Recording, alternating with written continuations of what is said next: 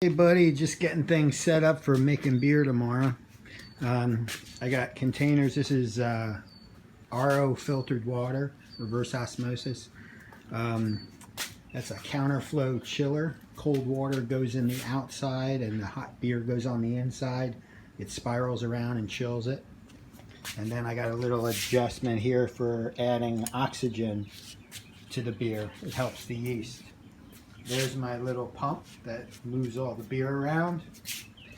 This is a keg, beer keg, that's made into a what they call a hot liquor tank. It's basically a big pot for heating up the water that you start with, getting it to an exact temperature.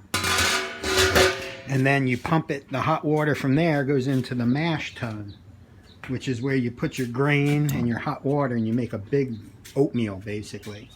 And that happens in here. And then there's a steel braided hose that filters the grain, so that clear wort is coming out there.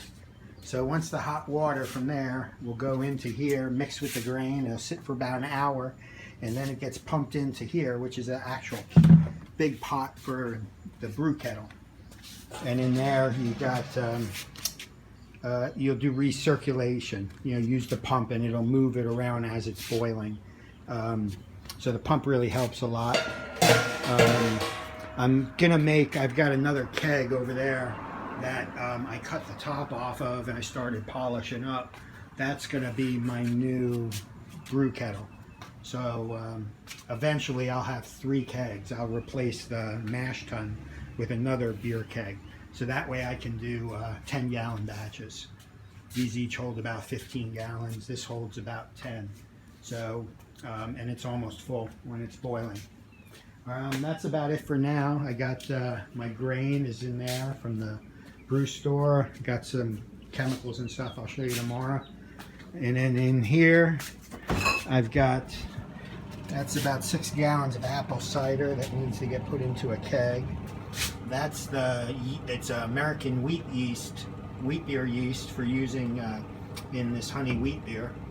That's my Oktoberfest I made. It's been about 2 months ago. It's just going to sit until September, and then it should be a really good one. And that's a little temperature controller. Allows me to keep that at a very precise temperature. And this is hops. That's how the hops come. I'll show you that tomorrow. All right, have a good night, buddy. I'll see you in the morning when I start making beer.